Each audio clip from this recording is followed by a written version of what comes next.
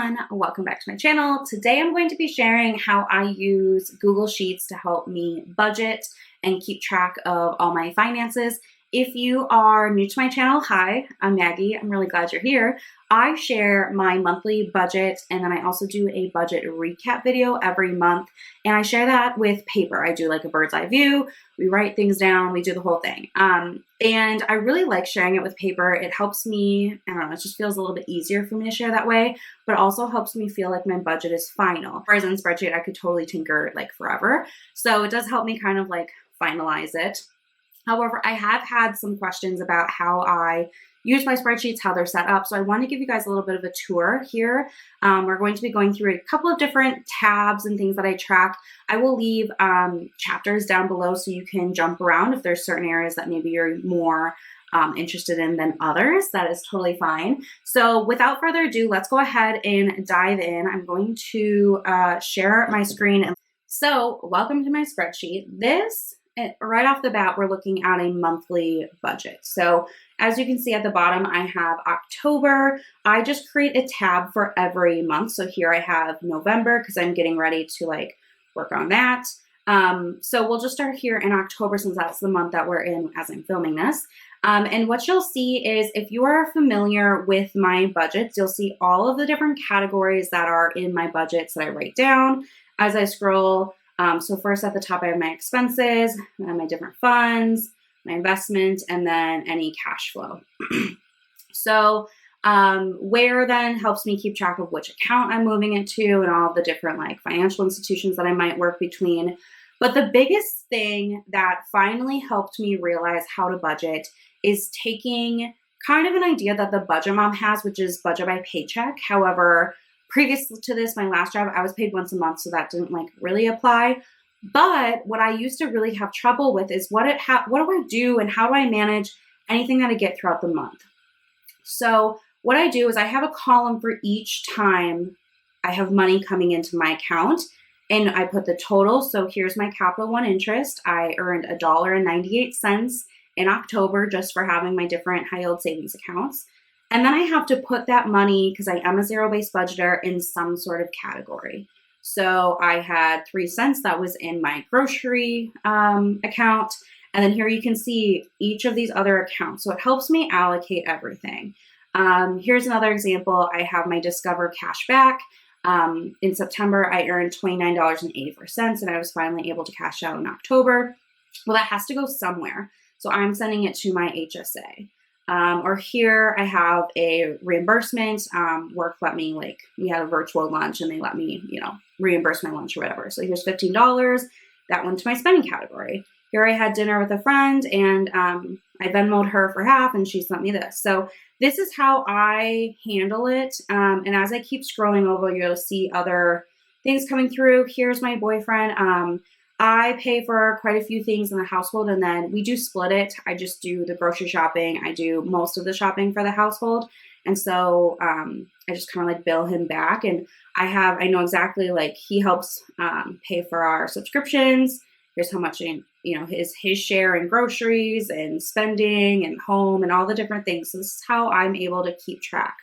And then here I have the total column, which I just have it formulated to add up everything from that row all the way over. I have another like description, and then I have it calculated to give me the percentages. So when I fill these out in my recap videos, I'm not like doing the math. It's doing the math for me throughout the month. But it is helpful to see because I also take some advice from Jordan Page in that your expenses, you want to try to live on 70% or less of your take home. So it's helpful for me to see those percentages and realize which areas are too high or too low. But this helps me to be able to keep track of each, payment or each type of income I have throughout the month and making sure it's actually like being tracked everywhere. So this is October. Like I said, I have one for every month. I have years worth of tabs in here, which is kind of fun to see and go back. Okay, so let's go ahead and take a peek at the tracker system that I have. So I have a tab for that. And basically what I have is I have the date, and then I have the amount, a little description, And then all of the different categories from my budget are the columns at the top of the row.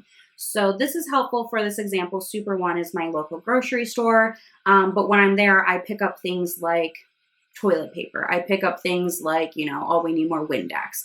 Like, it's not just groceries. And this is where people's budgets are different. Some people incorporate things like that in their grocery budget. I personally don't. I have a home budget. So for Super One, I can say, okay, this is how much was actually for grocery. My total was $189.43. This is how much was like actual food and groceries. And then coming across, I can see, okay, $28.20 for home. And then Miko's my cat, so $24.62. So I must have gotten some like litter and food, something like that. But that's how I'm able to take the one purchase. I have one receipt and, divvy this up. This is also why I prefer to be a non-cash spender. So if you haven't heard me talk about this, I don't carry cash envelopes. I have a whole video that I will link up above and down below for you explaining how my money flows and how I incorporate all of this. But this is one of the reasons why I prefer not to be a cash spender, because then I'd have to like pull money out of all these different wallets. And to me, that's like too much stress. I'm already stressed because there's like people behind me and I feel like I'm not bagging my groceries fast enough.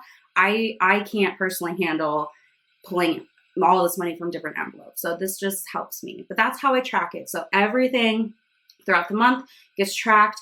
If I have money coming in, so like here's that $15 reimbursement, it gets tracked here. So this is how I track it. It's really easy. I prefer Google Sheets because I can do this on my phone as well. I can pull this up and just spit them in as we go. So that's how I do the tracker. So another tab that I definitely wanted to share is my paycheck overview. So I'm kind of crazy, but I like to see my budgets like a year or two in advance. So I have just for the month and all my different categories, my categories stay the same. And this is where I can see, okay, like one of my goals is to build up my emergency fund. That's my next like big goal. So I can see, okay, this month I have this much extra into next year. And I can start to just drag across, and it tallies for me. And I can see how long I think I'm going to have to, contribute to this particular savings goal. But this was also really helpful for debt. I could see how long it would take me to pay off a particular credit card or my car loan or whatever it was. So I have 22 mocked up and 23 mocked up, 24 mocked up. Of course, these are like estimates. My bills definitely can change, and I have accounted for some of that here, but it's really just rough estimates, but it helps me with my goal planning. And, I know I want to build up an emergency fund. I know I want to increase my retirement contributions. I know I want to be able to cash flow some maybe vacations and all those things. So this is just something that I tinker around with and play with. I'm not saying that you have to, but it really does help me. Another one that I have, which I think is kind of fun, is this 2021 actuals.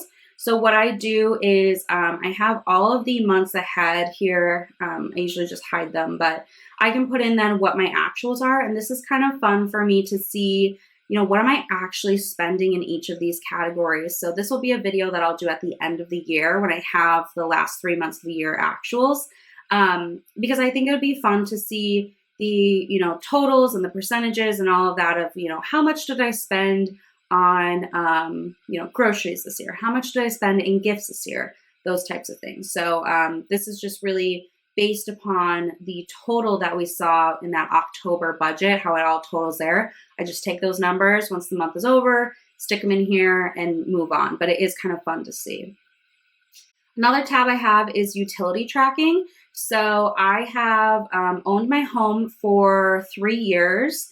I bought in May of 18, but I didn't really start tracking this until 2019, but I just put in each month. So Excel is my electricity, CenterPoint Energy is my natural gas, and then I have my water bill, and then I count iTunes storage as a utility, but they're all, it's the same. But this helps me then. So in 2021, I'm comparing the number, what was due till 2020, and I just mark in either pink or green if it was higher or lower. And then I also take my averages down below. So I take my 3-year averages. So I know, okay, on average in January, my electric is $41.37.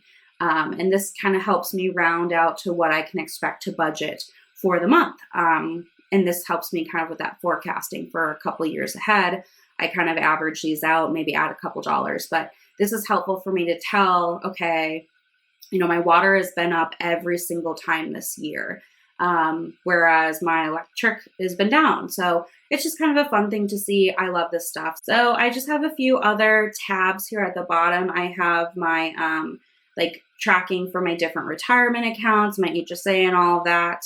But then I also have the sources of income. So I started this last year and I'm doing it again this year. And this is why you saw different colors in the October. It helps me color coordinate. But I like to keep track of how much I'm earning from different sources. So here I have my old job salary. My new job is here in the green.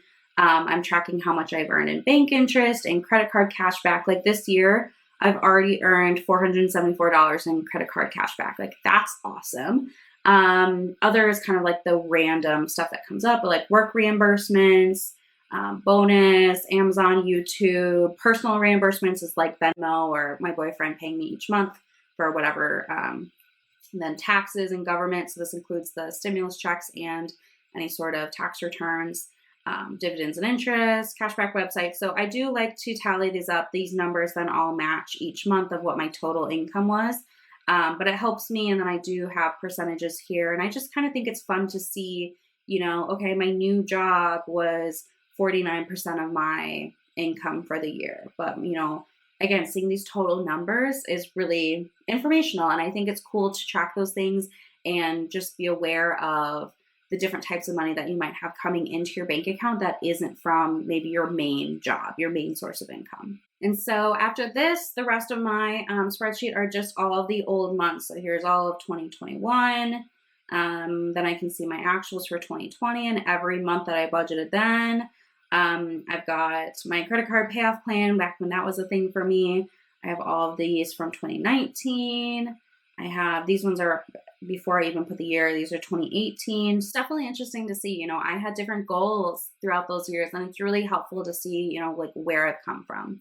Another tab that I have in here is my net worth. That's something I'm not going to show you, but I just list out, all my different accounts or the different things in my life that I might have as an asset and a liability. There's plenty of templates out there. It's pretty easy to put together, but this is what I'm using for my spreadsheets. So I hope you guys enjoyed. That was kind of a brief overview. Certainly if you have specific questions or other things that maybe I didn't cover or things that you saw that you want to know more about, feel free to ask down below. I might tell you, if that's something I'm not comfortable sharing, but might as well ask. The worst thing I'm going to say is no, but I hope you guys found this helpful and enjoyable. Hopefully I can edit this fine. I haven't done one of these screen shares in a while, so wish me luck. But that's going to be it for me today. I definitely appreciate you guys hanging out, and I'll see you guys in the next one.